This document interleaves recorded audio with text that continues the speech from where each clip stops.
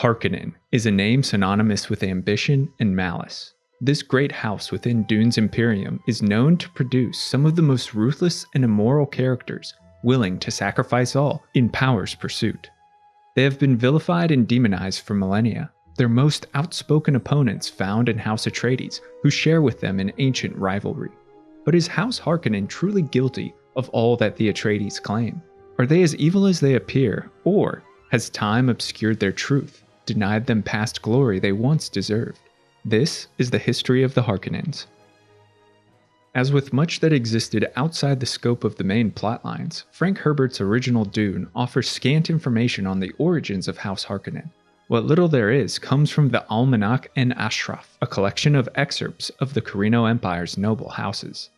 The house's namesake was Bashar Abelard Harkonnen, who was banished for cowardice after the Battle of Corrin. The battle, which unfolded in 88 BG, over 10,000 years before the events of the novel, was the final conflict that indisputably settled the ascendancy of House Carino as rulers of the new Universal Empire. The cowardice of Abelard was leveled by members of the Atreides family, but few then knew the facts, and none now do, so none can attest to support such accusations. Baseless or not, House Carino sided with the Atreides, stripped Harkonnen of his titles, his holdings, and his honor, and banished him to the frozen reaches of the planet Lankivel. It can therefore be said that the Harkonnens, of whom both House Atreides and House Carino held as bitter rivals, were enemies of their own making. The Harkonnens never forgot this ancient betrayal, and for millennia have fought the Atreides in Conley, or bitter blood feud, that will only end when one house is no more. For generations, House Harkonnen wallowed in poverty, and as a house minor wielded little of the influence they once commanded. But within the Empire's Falfaluca's system of government and administration, room was available for the cunning and ambitious to gather power. They learned from necessity. This dark period of Harkonnen history likely ingrained in the house its characteristic malice and underhanded greed. House Harkonnen was likely ruthless in its dealing with other minor houses, manipulating, extorting, and terrorizing its own subjects to secure absolute authority. Though Lankivel held few strategic resources or commodities, it had a burgeoning market of luxury whale furs found nowhere else in the Empire. The leaders of the house seized this reality. The Almanach en Ashraf continues. The return of House Harkonnen to power generally is ascribed to adroit manipulation of the whale fur market and later consolidation with melange wealth from Arrakis. Over the millennia, House Harkonnen swelled its coffers through contracts, embezzlement, and price manipulation. They exchanged wealth for influence within the Landsraad, and by the time of the Dune novel, restored their position as a great house and gained much besides. They ruled as Suradar barons of the planet Gedi Prime, and have through evil designs gained the highly coveted jewel of the Empire, the fief of Arrakis, where priceless spice melange is harvested. At the time of Dune, Vladimir rules as Baron of House Harkonnen, a conniving and selfish man whose corpulent body must be supported by suspensors to maneuver. Vladimir has no sons of his own, but he takes into his house two nephews, Count Glossu Raban and the young Na-Baron, Fade Rotha. They are children of Abelard Harkonnen, youngest demi-brother of Vladimir and namesake of the house's ancestral founder, who relinquished his claim to rule in exchange for the administration of Lankivel Raban. Though not outrightly stated, Vladimir likely pressured and threatened his brother into such an agreement, perhaps taking the children as hostages. The Harkonnens are known for their sadism. They rule their fief in a draconian model with peasants, laborers, slaves, and the lower classes terribly oppressed. They kill for sport, torture for pleasure, and torment their enemies. Legends abound of the Harkonnen fighting pits on Gedi Prime and the atrocities committed.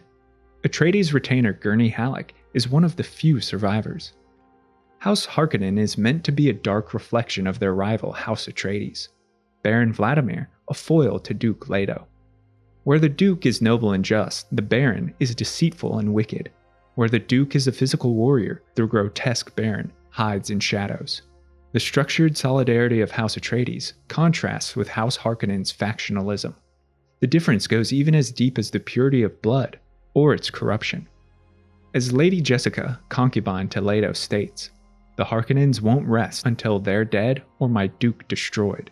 The Baron cannot forget that Leto is a cousin of the royal blood, while the Harkonnen titles came out of the Chome pocketbook.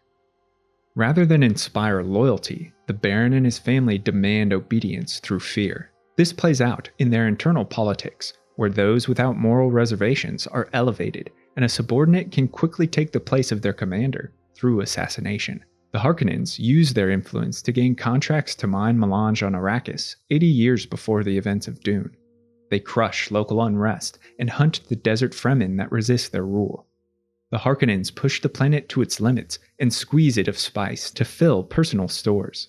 As the years progress, Harkonnen and Atreides carry out many proxy wars and battles of assassins on planets throughout the Imperium, gauging each other's strength as the blood feud builds momentum. The Baron can't rest until his enemy is obliterated, for the legends passed down in ages reverberate through House Harkonnen. The poison in him, deep in his mind, is the knowledge that an Atreides had a Harkonnen banished for cowardice after the Battle of Corinth. Vladimir sniffs an opportunity to destroy the Atreides forever when he learns Duke Leto's personal core of elite fighters threatens Emperor Shaddam IV. The Baron preys on imperial fear and heightens Shaddam's anxieties. From this is born the treachery of Arrakis, where the two conspire to uproot Duke Leto from his bastion of Caladan, place him undefended on Dune, and then strike in secret with legions of Harkonnen troops supported by the infamous warriors of Imperial Sardaukar. House Atreides is ruined following the attack on Arrakis. Duke Leto is slain, the armies of his household are massacred, and it's rumored that none of the Atreides bloodline survives. Glossu Rabban, known as the Beast for his malice even by Harkonnen standards, is given temporary governance of Arrakis as House Harkonnen assumes control of the fief once more. His persecution of the Fremen and his iron grip will stir resentment and open the people's minds to embrace Feyd-Rautha, who by contrast is meant to rule benevolently as the Baron's heir. Vladimir's ambition doesn't end with Arrakis. He wishes to claim the Lion Throne for his house through marriage or treachery, and so grooms Feyd-Rautha for a marriage to one of the Emperor's daughters. But he isn't the only one with eyes on the throne. The Bene Gesserit sisterhood has been manipulating bloodlines and imperial claims for millennia. Lady Jessica was given the impression from Mother Superior Gaius Helene Mohiam that the sisterhood's order to Jessica to give birth to a daughter rather than a son was to bind Atreides and Harkonnen through blood, thus ending their feud. But Jessica's insubordination with the birth of Paul threatened it, as Mohiam tells her. An Atreides daughter could have been wed to a Harkonnen heir and sealed the breach. We may lose both bloodlines now. This, however, is a carefully crafted lie to hide their true purpose in preparing for the Kwisatz Haderach, the one who can be many places at once. Their male Bene Gesserit with access to both male and female sides of his genetic memory. They had intended for the Kwisatz Haderach to be born from the union of Atreides and Harkonnen and placed on the Lion Throne, a puppet loyal to the Bene Gesserit. The daughter the Bene Gesserit wanted, it wasn't to end the old Atreides-Harkonnen feud, but to fix some genetic factor in their lines. Instead, Jessica gave birth to Paul, who wasn't quite the Kwisatz Haderach, but something wild and powerful. He and his mother survived the attack on Arrakis, and so too does the bitter blood feud. It's made all the more terrible by Paul's spice-induced visions, which reveal the truth of his and his mother's ancestry. Jessica is the daughter of Baron Vladimir. They are Harkonnens. Paul Atreides is an interesting character, and this mixing of two greatly contrasting bloodlines fills him with compelling inner turmoil. He struggles for the noble image of his late father Duke Leto, but is constantly pulled into the depths of evil ambition by his Harkonnen blood. Paul must learn to balance ruthlessness with justice, something more easily said than done. House Harkonnen meets its end in the climax of the Arrakis Revolt, led by Paul Muad'Dib and his army of Fremen warriors. The young Alia Atreides, sister to Paul, reveals to Emperor Shaddam Corrino the Baron's treacherous designs for the throne, then kills her grandfather. Glossu Rabban is slain by the Arrakeen population he so brutally oppressed, and Feyd-Rautha crosses blades with Paul in a ceremonial contest of Conley. The blood feud ends with Feyd-Rautha's death. With its leaders gone and its army scattered, House Harkonnen is ruined, and regardless of truth, history will forever remember the Harkonnens as traitors, cowards, villains, and tyrants. The shadow of House Harkonnen's cruelty lingers beyond its downfall and manifests within Alia. Alia is a preborn, what the Bene Gesserit consider abomination, in that she had her genetic memories unlocked, her past lives awakened, and her consciousness formed while still in the womb, a direct result of Lady Jessica's Spice Agony trial. The Bene Gesserit revile preborn because they are unnatural and at great risk of psychic possession by the host of past lives raging in their mind. Only with training and strong will can one resist the torrent of voices and personas and retain a sense of self. As a preborn, Alia hadn't the time nor training and is vulnerable to the other memories lurking in her genetic past, including the persona of Baron Vladimir, to whom she is connected through the blood of her mother Jessica. Following Paul's disappearance, a regency council is established to rule the Atreides Empire before his children Leto II and Ghanima come to maturity. Alia works to dominate the council and impress her will upon the government in Arrakis. She had admired her brother, but was also envious of his power. Not only could he consult with the genetic memories of his paternal ancestry, but Paul also possessed the power of the Oracle and could see with a prescient eye future events. This is the ability she desires. Alia goes to great lengths and consumes ever greater amounts of spice melange in hopes of achieving what Paul had. This, however, opens Alia to psychic attack by the strongest personas floating through her consciousness. The ego memory of Vladimir Harkonnen impresses upon Alia, silences the other memories, and dominates her will. She truly becomes abomination and is possessed by the Baron's past life. Alia becomes a vessel for Harkonnen immorality, and through her, the Baron's memory again reaches obsessively for power. Alia not only assumes Harkonnen's mannerisms and personality, but also his physical appearance, gaining weight within the royal palaces. Vladimir's ego memory manipulates Alia, makes her a prisoner within her own body, as he aims to secure the throne. Only in a moment of lucid strength does Alia gain enough control to throw herself from a high roof. Her suicide destroys the Harkonnens even in memory. Their bloodline continues well into humanity's future as it's mixed with the Atreides lineage, but the house never again claims a significant role in the events of the universe. The expanded Dune novels of Brian Herbert and Kevin Anderson, though divisive amongst fans, elaborates the origins of House Harkonnen, whose founding members participated in humanity's galactic war against thinking machines and consolidated power in the tumultuous centuries after the Butlerian Jihad. Xavier Harkonnen became both war hero and brilliant strategist for the League of Nobles, the united planets of free humans that defied the synchronized empire, all worlds controlled by thinking machines under the orders of Omnius, the Evermind and superintelligence that had turned against its creators. Xavier distinguished himself for the unorthodox command during the Battle of Earth, in which he unleashed enough atomics to destroy the original Evermind, but also doomed the planet to a radioactive slag heap and the tomb of countless billions.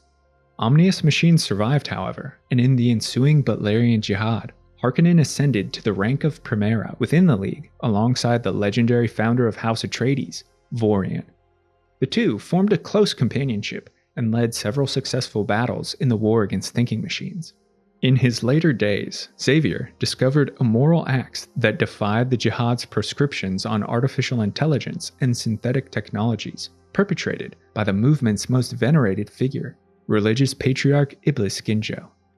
Harkonnen sacrificed his own life to end Ginjo's, but the truth was corrupted. Iblis became a martyr, Xavier branded a traitor, and the Harkonnen name blackened. His immediate children dropped their disgraced heritage. Xavier's grandson Abelard, son of House Butler, which would soon take the royal name Carino, thus tying Harkonnen to the throne, looked to revive his house's past glory. Aspiring to the military pedigree of his father and grandfather, Abelard joined the army of the Jihad in its war against Omnius, and there served under Vorian Atreides, who not only told the truth of Xavier's heroism, but instilled within Abelard hope that his grandfather's name might be cleared. He fought in many battles and was tutored under Vorian, earning the title of Bashar. After the Great Purge, which severed the Evermind's connection to its various mainframes and greatly reduced the synchronized empire in both number and strength, the army of humanity prepared to assault Omnius' last bastion on the planet Corrin. The Battle of Corrin was the ultimate battle against thinking machines, but as the assault began, the League of Nobles was dismayed by Omnius' defense. The Evermind had erected the Bridge of Hrethgir, millions of human slaves and hostages suspended in a great wall around the planet. Abelard refused Vorian's order to continue the assault. He couldn't bear the guilt of ending so many innocent lives. Beyond disobeying orders, Harkonnen deactivated the entire fleet's weapons. Though his motives were pure, this act branded him a traitor to humanity and a coward in the battle's aftermath. His brother, Faken Butler, who ascended to the new throne as Emperor Faken Carino, condemned Abelard to death, but Vorian, out of pity, stayed his hand. Abelard was then exiled to the frozen wastes of Lankivale, stripped of all titles and power, but commanded to retain the traitorous name of Harkonnen for all time. Vorian's mercy planted the seed of resentment that would mature over generations into the blood feud between House Harkonnen and House Atreides. The next Harkonnen of note was Abelard's great-granddaughter, Valia, who grew up hearing the legends of the Jihad and the Atreides' betrayal of her ancestors. She and her siblings swore vengeance on the Atreides bloodline and worked to elevate their family above the poverty of their banishment. Valia and her brother Griffin grew Harkonnen wealth through manipulation of Lankivale's well-fur market, earning the family a modest fortune and position within the newly created Landsraad League. Griffin and she shared a closer bond than Valia did with other siblings, and when news reached her of Griffin's death on Arrakis, ostensibly caused by the Atreides, a deeper hatred than ever experienced blossomed within her. Valia's contempt for her family's rivals often came above all else and put strain on decisions made later in life. Her sister Tula harbored some sympathy for Vorian and House Atreides, which led to strife between sisters. Valia and her siblings struggled with descendants of the Atreides and on several occasions came to blows, but her greatest contribution to the Harkonnen name and history came from her leadership within the Bene Gesserit Order. The Sisterhood School was founded on the planet Rosak in the aftermath of the war against thinking machines, and intended to cultivate mankind's continued evolution. She studied beneath Mother Superior Raquella Berto Anaru as the Order attempted to uncover the secrets of unlocking genetic memory, as Raquella's mind had ascended by accident. Here, she learned and experimented, but a rift formed within the Sisterhood. Many members were zealous believers of the anti-machine Butlerian movement, and they discovered machine computers within the school that were used to calculate genetic projections. This truth shocked the Emperor, who grew wary of the sisters, and if isolated, their school wouldn't survive. After many years of strife, Raquella summoned Valia and Dorothea, the leaders of each faction, to make amends and stand as co-leaders of a reunited order. Instead, Valia exemplified the ruthlessness that would be a hallmark of House Harkonnen for millennia. She had cultivated the power of voice in secret for many years. This ability allowed its user to bypass higher levels of thinking in its victim, who would be commanded against their will. Valia unleashed the full power of voice on Dorothea and compelled her to commit suicide. A red stain on both the Sisterhood and her house. But Valia consolidated power and ruled the Bene Gesserit as Second Mother Superior, unopposed for long years on their new home of Wallach 9. Her intentions for the Order would shape it largely into what it became during the time of Paul Atreides. Her designs culminated in search for the Kwisatz Haderach. House Harkonnen's immorality is married to physical revulsion in Dune's film adaptations, where members of the family are portrayed as nearly inhuman. First, in David Lynch's 1984 theatrical release, House Harkonnen, from servants and soldiers to the Baron's immediate family, all bear similar hair color and skin tone. In interviews, Frank Herbert admitted inspiration for House Harkonnen came partially from the fascist Nazi Party of interwar Germany and their leader Adolf Hitler. Nazism had as a central tenet eugenics or genetic selection for desirable or pure traits to elevate their people. We can see ghastly parallels in House Harkonnen, who seem to rule a xenophobic ethno-state, viewing all others as inferior. This is taken up again by Denis Villeneuve's 2021 Dune and 2024 Dune Part 2, where all under House Harkonnen are completely depilated with pallid skin and black eyes or teeth. They are a people that rid themselves of all identity, of their past life, embracing the purity and order of the house. This gives us the sense of a culture that oppresses any sort of independence of mind or will. It separates them from other houses whom they deem inferior, and could also be used as a visual scare tactic to unsettle foes. Their ruling planet of Gedi Prime is a world of oil and metal, stripped of all natural beauty. The Harkonnens use and defile. They exhaust the planet of its natural resources to fuel their wealth, and care little if it dies in the process. A sentiment paralleled in the droves of laborers under their whips. Life beneath Harkonnen rule is brutal and often cut short by pit fights, police crackdowns, or bloodletting for the sake of pleasure. Such media shows us the terror of the Harkonnens and how unchecked ambition can physically manifest to stain the soul. Thanks so much for watching this video on the origins and history of House Harkonnen. Let me know your thoughts on Xavier, Abelard, Valya, and Vladimir, as well as suggestions for future videos in the comments below. And if you're a fan of lore and storytelling, be sure to subscribe to the channel, check out the podcast where content is uploaded frequently. I want to take a moment to thank my amazing supporters over on Patreon who make all of this possible, and I couldn't do it without their fantastic support. If you'd like to become a lore luminary for access to me, a great community, written scripts, and early video drops, head to patreon.com/thelorebrarians to learn more. Until next time, go forth and explore the lore.